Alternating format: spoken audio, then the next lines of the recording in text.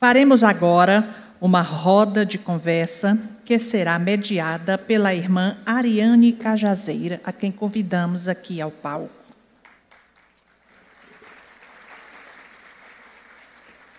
Convidamos também aos confrades Jorge Elahá e Álvaro Mordecai.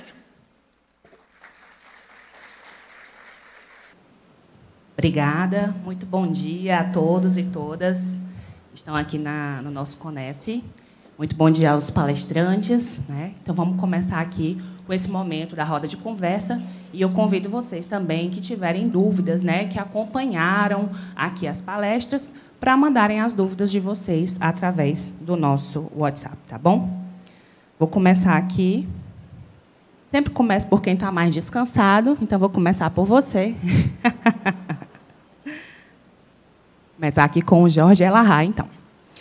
Elahá, você falou sobre o Brasil, pátria do Evangelho, sendo local de disseminação, de treinamento, para espalhar pelo mundo a mensagem espírita.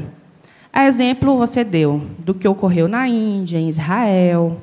Haverá uma grande figura que possa liderar isso? Onde entra Allan Kardec, o nascimento do Espiritismo, que ocorreu na Europa? O papel da França nesse grande mecanismo de desenvolvimento das questões espirituais se deu em função do cenário científico do século XIX, onde a França tinha as maiores mentes daquele período. Então, lá vai se organizar o pensamento. Mas as questões do sentido espiritual, de organização, voltada para a mudança no sentido do pensamento da criatura humana sobre o propósito da vida, ela vai se desabrochar dentro do Brasil, mesmo ela tendo nascido na França, tanto que hoje o movimento espírita francês não tem a pujança que o movimento espírita brasileiro possui. Então, essa é a grande comprovação desse fenômeno. E sim, não faz muito sentido nós termos um governador planetário e ter tão pouca atividade desse mesmo sentido em outro lugar e tantos médiuns, tanta literatura, tanto conhecimento num local só. Isso é a prova cabal de que aqui é verdadeiramente a universidade da hora, em termos espirituais, não só por conta do espiritismo, mas de todas as demais doutrinas, para uma disseminação futura, não só dentro do ambiente espírita, mas nas várias áreas do conhecimento espírita para a transformação da humanidade. A gente pode perceber isso no livro Devassando o Invisível, quando Dona Ivone fala do novo renascimento, capitaneado por Victor Hugo. Alguém está perguntando quem é que vai comandar? Victor Hugo será o grande comandante do novo renascimento do conhecimento, que acontecerá, segundo a obra, no século XXI. Obrigada. Vamos lá para o Álvaro. Álvaro, com a evolução do espírito, através das vidas, haverá um momento em que não precisaremos mais reencarnar, não é isso? Por que se diz que existe o dogma da reencarnação, se o espiritismo não seria uma religião com dogmas? A condição do uso da palavra dogma estaria colocado muito mais como algo incontestável e segundo o uso histórico, de forma que nós deveremos aceitar sem o livre raciocínio. O Espiritismo traz a reencarnação de maneira bastante lógica, com uma condição onde Allan Kardec, no livro Céu e Inferno, tem a condição empírica de tratar sobre a condição moral desenvolvida na vida no pós-túmulo. Então, o Espiritismo traz, talvez, ou algumas pessoas se utilizem da palavra dogma, muito mais pelo sentido convencional, mas muito menos pela razão da fé cega. Mas, ao contrário disso, o Espiritismo sempre traz como primeira preocupação a fé raciocinada e a condição de que, se inclusive nós encontrássemos fatores dos quais nós poderíamos não trazer a reencarnação como realidade ou nenhum outro aspecto, Allan Kardec nos diz que deveríamos permanecer entre aspas, com a ciência, no livro A Gênese. Caroline, a sua colega psicóloga, pergunta: os tempos de hoje não estão fáceis. Como identificar Jesus no meio disso tudo? Crianças e jovens suicidas, pessoas buscando diagnóstico, muita depressão, ansiedade. Vivemos tempos de angústia. Como caminhar na fé? Muito bem. O período agora, como a gente tem falado, né, muito na doutrina espírita, é um período de transição. Chama-se transição planetária. Né? Um novo ciclo, existem ciclos que vão se renovando. E a mudança de ciclo é marcada por crise. Então, o momento atual é um momento de crise, de transformação. Quando você passa da infância para a vida adulta, você passa pela adolescência.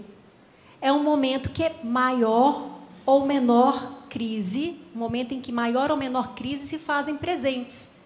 A nossa humanidade atual está atravessando essa crise. Mas, paralelamente a todos esses eventos, vejam só que interessante, é como se esses eventos existissem, se acumulassem, para chamar a nossa atenção e nos provar como nós estamos na nossa capacidade de ajudar os outros, de colocarmos-nos no lugar dos outros. Porque quando acontece um evento desses, as pessoas colocam para fora aquilo que elas realmente são. Existem aquelas que se prontificam a ajudar, que fazem grupos de socorro, que vão prestar assistência. Nesse momento está se identificando quem são os espíritos que estão prontos para continuar no planeta numa nova etapa, que seria a etapa da regeneração. Portanto, essa mudança é característica pela crise. É a mesma coisa que a gente questionasse como é que a vida está melhorando, a pessoa está amadurecendo, passando pelas crises da adolescência, a crise da meia-idade. Ela está melhorando, sim. Mas a transição, ela é sempre desafiadora, porque nós temos que quebrar velhos paradigmas, colocar outros no lugar, e tudo isso causa dor. Então, a nossa fé raciocinada se mantém de pé nisso daí. Se você lê em A Gênese, você vai ver Kardec se dedicando imensamente a falar dessa nova era da humanidade. Então, é isso que está acontecendo. Se encaixa perfeitamente na nossa visão espírita. Jorge Elahá, no contexto histórico das transformações das condições planetárias, quais são os desafios mais emergentes do movimento de unificação da doutrina espírita? Gleidson pergunta.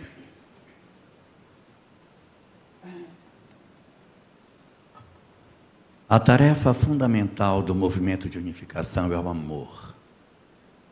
Porque é através da relação de afeto e de integração dos nossos propósitos superiores que nós conseguiremos realizar o trabalho de aproximação dos nossos corações.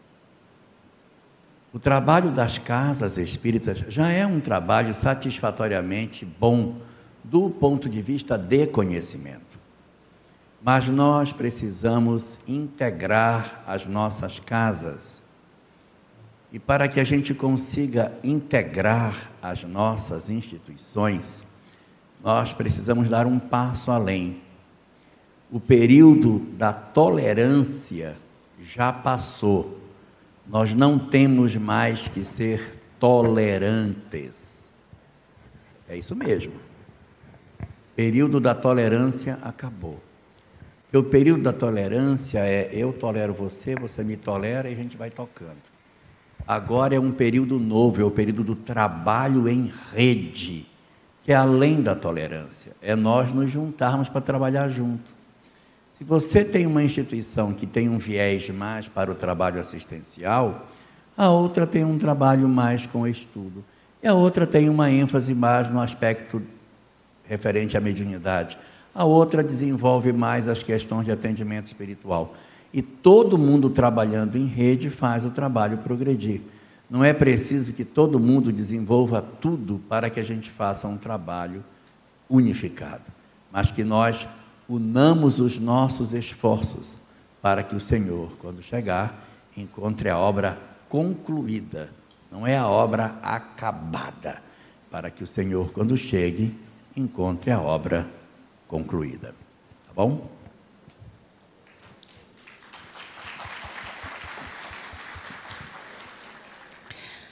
Álvaro, você comentou, agora melhorou, né? Esse microfone aqui, potente, viu? Você comentou vários estudiosos judaicos que escreveram sobre a reencarnação. Atualmente, esse assunto é discutido no meio judaico? Tem alguma relevância? Existe uma relevância, porém, o judaísmo ainda é muito plural. Então, a gente encontra grupos que dão uma ênfase maior aos aspectos, vamos assim dizer, místicos, no melhor sentido da palavra. Nós vamos encontrar grupos que falam que esse conceito e esse entendimento ele deve permanecer mais recluso ao pequeno grupo dos iniciados, e nós vamos encontrar grupos que falam mais abertamente sobre o assunto. O que muitas vezes é trazido por alguns estudiosos é que o entendimento das nossas pretéritas encarnações talvez não faria nenhuma diferença no presente. Dentro à luz da doutrina espírita, nós sabemos que quando assim se vem a lume essas informações, possui sempre um caráter instrutivo, edificante, um caráter onde vem a trazer elementos de reflexão sobre os equívocos, sobre os desafios vividos.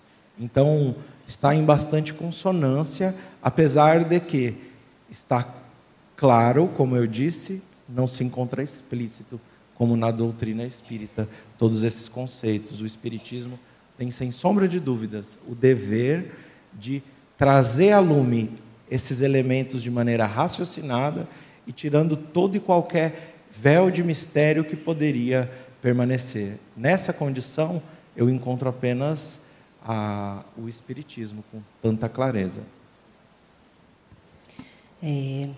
Tem uma colocação aqui de uma colega, dizendo que não é uma pergunta, mas agradecendo pelo momento. Também estou recebendo várias mensagens aqui de agradecimento, mas falando, Caroline, sobre o nascimento de Jesus, que você falou, e ela diz: é dessa forma que vejo. Sou evangélica, parabéns a todos. E aí, eu agora faço a pergunta da Rosália, outra pessoa aqui. Ela diz o seguinte: em relação ao exacerbado número de crianças autistas, isso também faz parte do momento de transição planetária? O que você acha? Com certeza. Também dizem que, na verdade, assim, eu não sei, nós não sabemos dizer ainda com clareza, e talvez não tenhamos condição de dizer se está aumentando o número de crianças autistas ou aumentando a capacidade de identificar. Tá? Então, existe essa discussão no meio científico. Pode ser que o que esteja acontecendo é que antes elas não eram identificadas e hoje existe uma maior capacidade, um maior preparo para a identificação não apenas de crianças autistas, como também de casos de TDAH, de alta habilidade, superdotação. Então, existe todo um grupo de profissionais, cientistas, se dedicando a essas investigações e permitindo que essas crianças possam ser amparadas em sua condição. O espectro autista ele é muito amplo. Tem os casos de múltipla excepcionalidade, em que se une a outro diagnóstico. Eu vou dizer, então, vou me arriscar nesse terreno de dizer que o que é característico da época de transição que nós estamos vivendo é esse olhar para o diferente. Talvez a humanidade está atingindo a capacidade, no maior número de pessoas, de profissionais, de olhar e acolher as diferenças. Poderia dizer isso?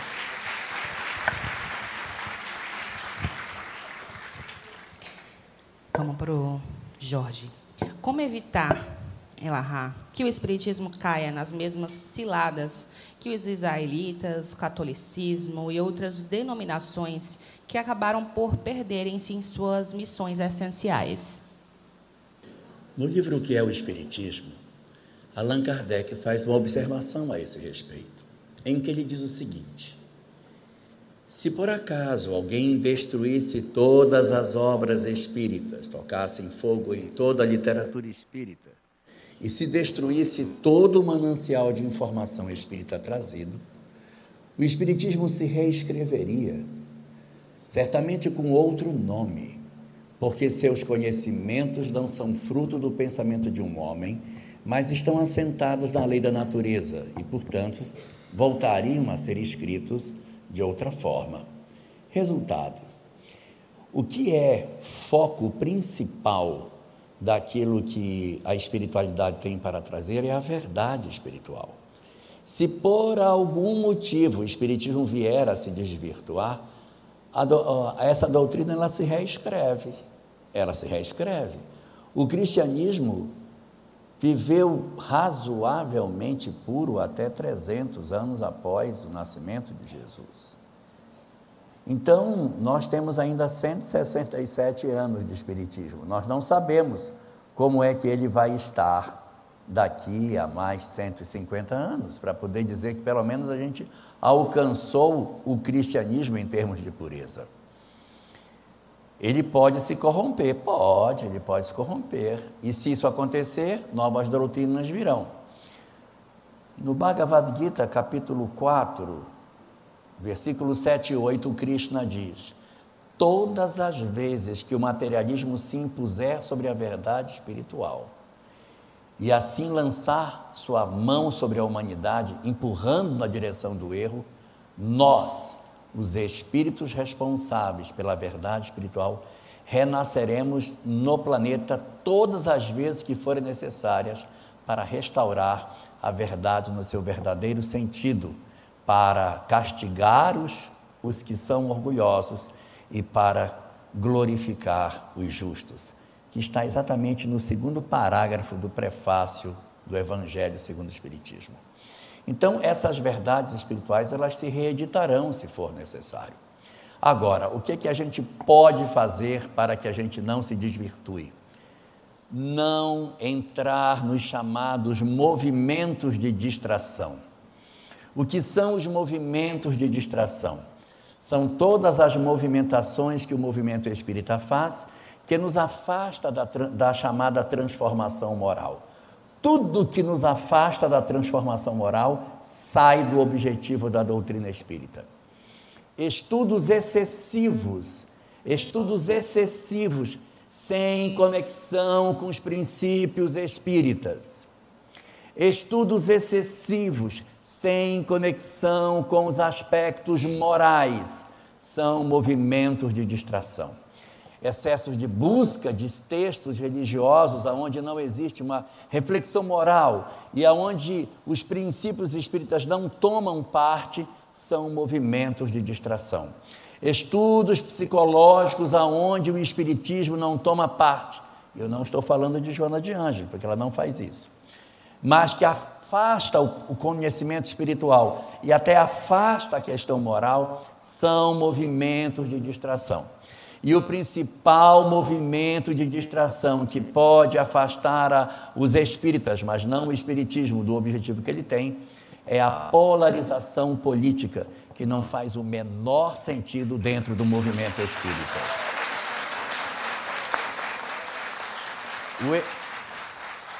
O espiritismo não é nem esquerda e nem direita, o espiritismo é de cima e, portanto, não se aliança com o poder da terra.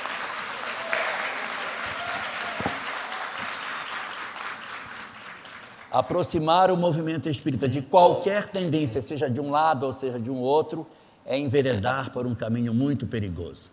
E só para sustentar o que eu estou dizendo, o último parágrafo da conclusão de O Livro dos Espíritos diz: jamais os bons espíritos foram os instigadores do mal.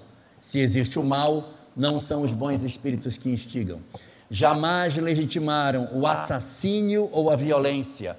Então, a violência de qualquer natureza, pelo teclado, pela palavra, pela arma branca, pela arma de fogo, pelo que quer que seja, cancelamento, isso não faz parte da ação dos bons espíritos. E termina esse trecho no Evangelho segundo o Espiritismo dizendo: jamais legitimaram também o ódio entre os partidos. Se existe ódio entre os partidos, não são os bons espíritos que estão instruindo e, portanto, quem segue o ódio não está apoiado pelos espíritos do bem.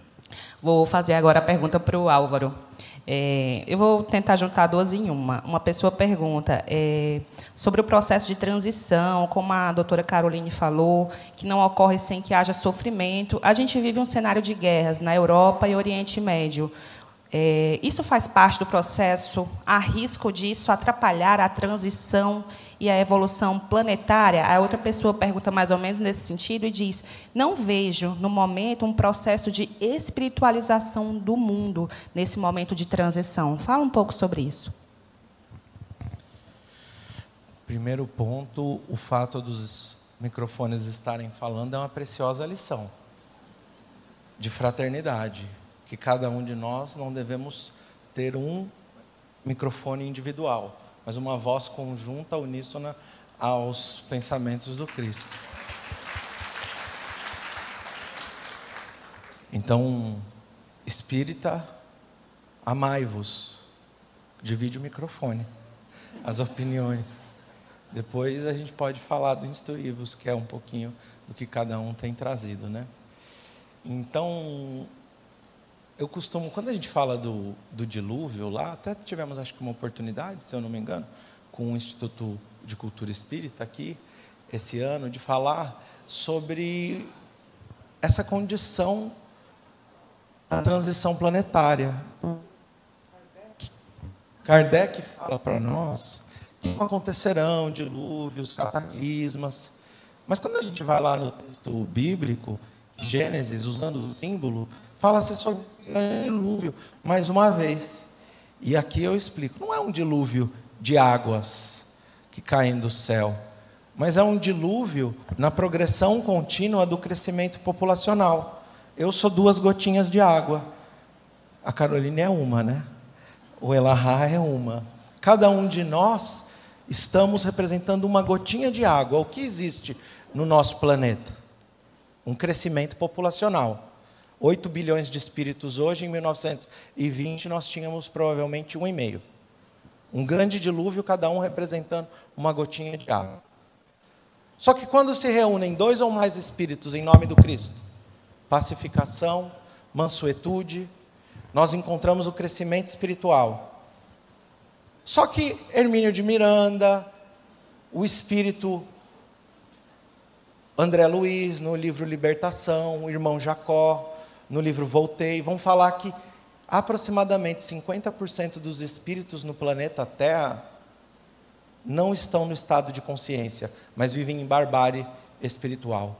Ou seja, 2 espíritos reunidos em nome do Cristo, paz e construção espiritual. 8 bilhões de espíritos, onde 4 bilhões estão no estado de inconsciência e barbárie, as aflições vão aumentar muito.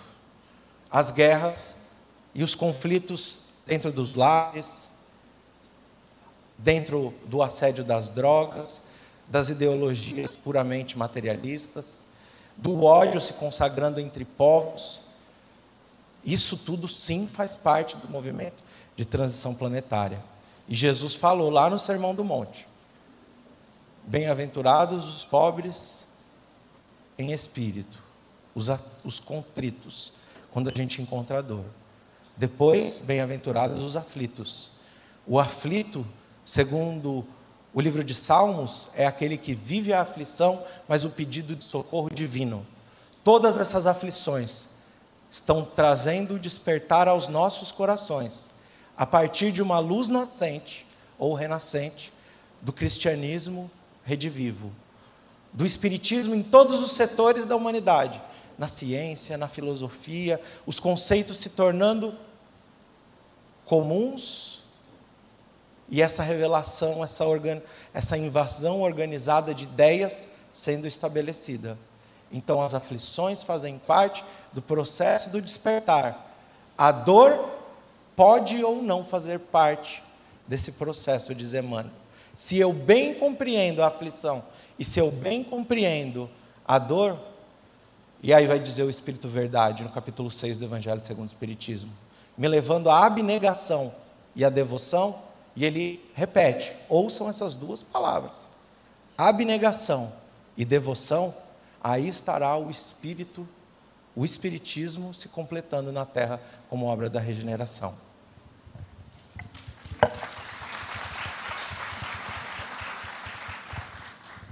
Bom, os espíritos já me disseram aqui que o tempo está esgotado, né? Mas nós teremos outros momentos de rodas de conversa. Agradeço aos palestrantes, né, por esclarecerem aqui as dúvidas.